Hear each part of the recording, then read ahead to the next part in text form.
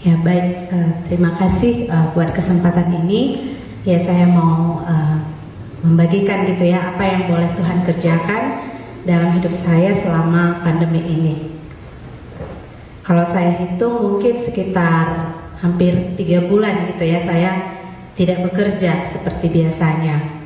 Ya jujur itu membuat saya sedih gitu ya karena saya nggak bisa beraktivitas seperti biasanya.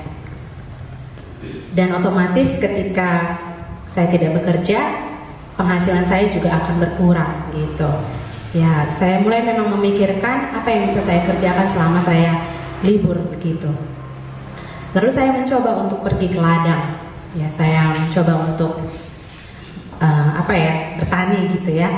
Tapi saya melihat gitu, belum pun semua benih itu tumbuh, tanaman saya sudah diobrak-abrik gitu sama babi gitu. Akhirnya ya udah hancur gitu.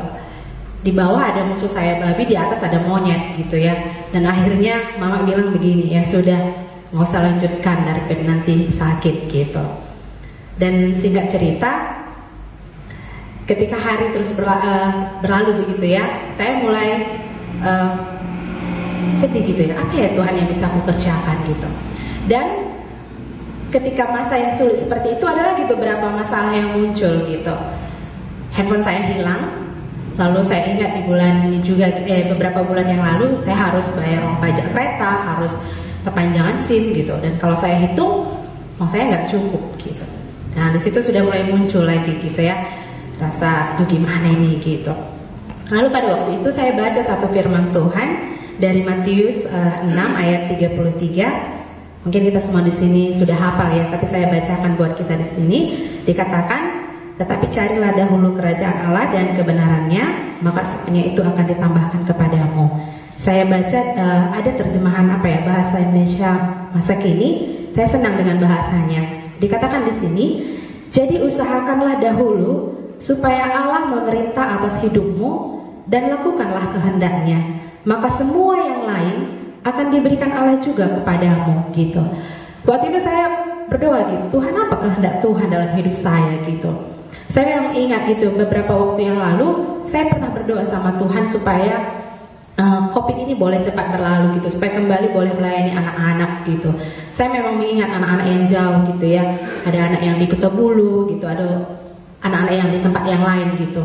Tapi waktu saya berdoa gitu, Tuhan bilang sama saya seperti ini, jangan lihat yang jauh-jauh gitu. Itu loh ada di depan matamu gitu. Lalu saya bilang siapa Tuhan gitu. Itu ada bibi Indo gitu.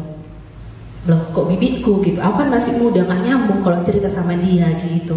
Lalu pada waktu itu singkat cerita seminggu yang lalu saya pergi ke Medan ya, di rumah kos. Lalu kakak kos saya bilang seperti ini, Evi kalau seperti itu karena saya cerita gitu ya tentang bibit saya ini. Lalu dia bilang, Evi beritakanlah Injil itu kepadanya gitu selagi masih ada kesempatan gitu. Nanti kalau dia mati dia nggak dengar Injil, darahnya akan menuntun gitu.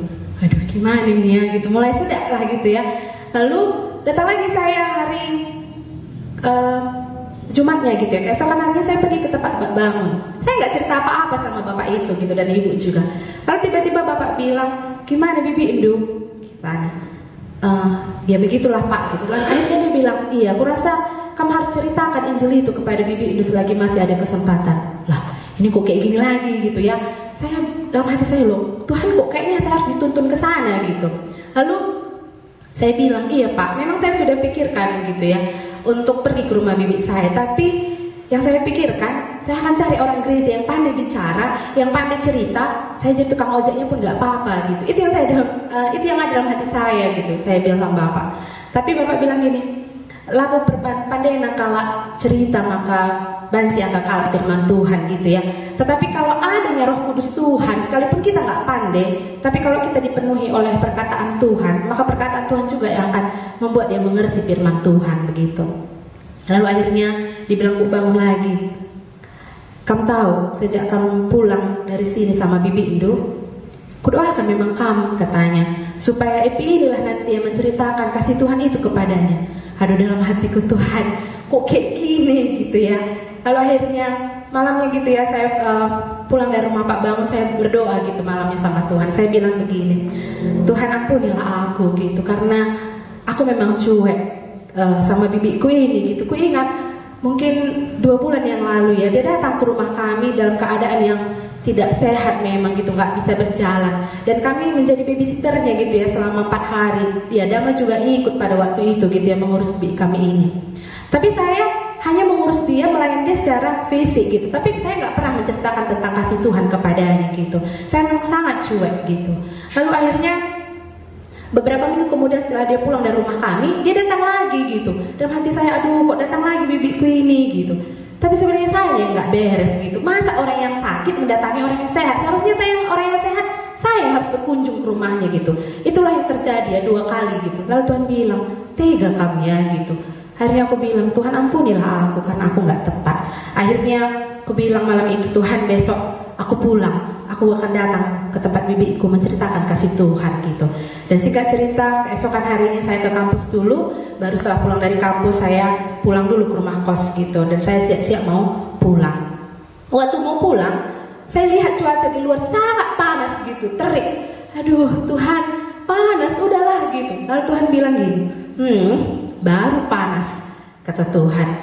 Aku udah mati loh untuk masa kayak gitu aja kamu gak mau berkorban gitu. Lalu saya datang lagi gitu sama Tuhan. Saya masuk ke kamar, saya berdoa lagi sama Tuhan. Saya bilang, Tuhan iya ampuni aku. Hari ini aku mau pulang. Walaupun panas, gak apa-apa Tuhan. Paling kalaupun panas, kulitku aja yang paling gosong, gak sampai mati aku gitu.